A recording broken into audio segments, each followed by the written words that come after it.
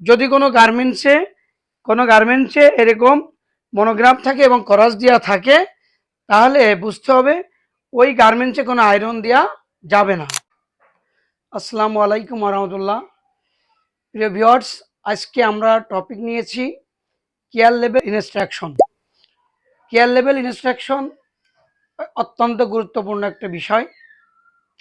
একটি গার্মেন্টসের প্রাণকেন্দ্র হচ্ছে কেয়ার লেভেল। এই কেয়ার লেভেলের সমস্ত ইনস্ট্রাকশন থাকে। তো এই ইনস্ট্রাকশন অনেকে আমরা বুঝি, অনেকে বুঝি না। সেই বিষয় নিয়ে আজকে আলোচনা করব। তো কেয়ার লেভেলে ইনস্ট্রাকশনগুলো প্রত্যেকটা কেয়ার লেভেলে দেখবেন এরকম চারটি মনোগ্রাম দেওয়া থাকে, চারটি সাংঘাতিক চিহ্ন। এই চিহ্নের ভিতরে অনেক সময় দেখা যায় এখানে একটা ডট থাকে, অথবা এখানে একটা ডট থাকে, অথবা এখানে একটা থাকে, এখানে একটা বা দুইটা থাকে। এরকম এরকম এই মনোগ্রামের ভিতরে দুইটা ডট থাকতে পারে, তিনটা ডট থাকতে পারে, আবার অনেক সময় নাও থাকে। তো আমি এখানে ড্রয়িং করেছি আপনাদের বোঝানোর জন্য। এই হচ্ছে আমাদের চারটি সাংকেতিক চিহ্ন। একটি কেয়ার লেভেলে এরকম চারটি চিহ্ন থাকে। এখন এই চারটি চিহ্ন, এটি নাম দেওয়া হচ্ছে এখানে। এটা হচ্ছে ওয়াশিং, এটা হচ্ছে ওয়াশিংয়ের মনোগ্রাম, এটা ব্লিচিংয়ের মনোগ্রাম, এটা হচ্ছে ড্রাইং, এটা হচ্ছে আয়রনিং। এই চারটি মনোগ্রাম এখানে আছে। এখন এর ব্যবহার বিধি আমরা আলোচনা করব।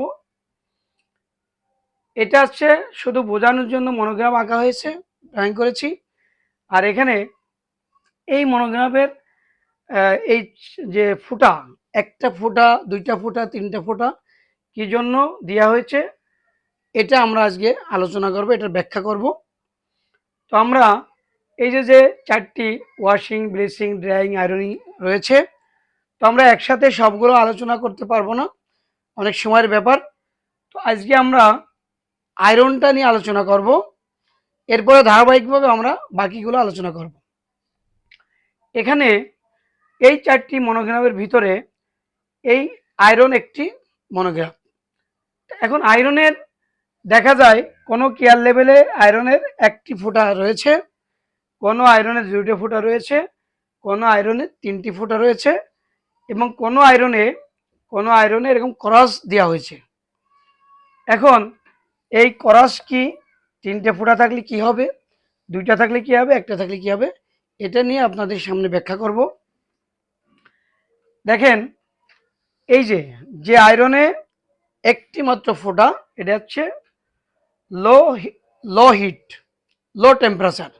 এই লো টেম্পারেচার হচ্ছে 110। লো টেম্পারেচার যদি হয়, যদি একটি ফুটা হয়, যদি কোনো আয়রন মনোগ্রামে একটি ফুটা হয়, তাহলে ওটা হচ্ছে লো টেম্পারেচার। লো টেম্পারেচার মানে কত হবে, টেম্পারেচার কত? লো টেম্পারেচার হচ্ছে 110। 110 যদি হয় তাহলে লো টেম্পারেচার। 110-এর বেশি টেম্পারেচার দিয়ে আয়রন করা যাবে না। এবার আসেন দুইটি ফুটা হচ্ছে ওয়ার্ম, মোটামুটি medium medium heat, medium temperature. তাহলে এটা ছিল লো টেম্পারেচার, আর দুইটি ফুটা এটা হচ্ছে মিডিয়াম টেম্পারেচার। এই মিডিয়াম টেম্পারেচার হচ্ছে 150, তাপমাত্রা হবে 150, মিডিয়ামে হবে তাপমাত্রা 150 টেম্পারেচার। আর এখানে রয়েছে তিনটি ফুটা, এই তিনটি ফুটা হচ্ছে হাই টেম্পারেচার। তিনটি ফুটা হলে হাই টেম্পারেচার, এখানে হবে 200 টেম্পারেচার, 200 টেম্পারেচার হবে 200। তো এখানে লো টেম্পারেচার, মিডিয়াম টেম্পারেচার এবং হাই টেম্পারেচার। আর লাস্টে রয়েছে দেখেন, এখানে আছে ক্রস দিয়া, অর্থাৎ যদি কোনো গার্মেন্টসে এরকম মনোগ্রাম থাকে এবং ক্রস দেওয়া থাকে, তাহলে বুঝতে হবে ওই গার্মেন্টসে কোনো আয়রন দেওয়া যাবে না। এই জন্য হচ্ছে ক্রস, ওই গার্মেন্টসে কোনো আয়রন হবে না। আর অন্যান্য গার্মেন্টসে হাই টেম্পারেচার হতে পারে, মিডিয়াম টেম্পারেচার হতে পারে এবং লো টেম্পারেচার হতে পারে। তো আজকে আমরা আয়রনের মনোগ্রামটা নিয়ে আলোচনা করলাম। আমরা ধারাবাহিকভাবে ওয়াশিং, ব্লিচিং এবং ড্রাইং নিয়ে আলোচনা করব আরেক পর্বে। এটা ছিল আমাদের কেয়ার লেভেল ইনস্ট্রাকশনের প্রথম পর্ব। এটা আমরা প্রথম পর্বে আয়রন সম্পর্কে জানলাম। তো আশা করি আমরা আয়রন সম্পর্কে ক্লিয়ার হলাম এবং বাকিগুলো আমরা পরের পর্বে আলোচনা করবো ইনশাল্লাহ।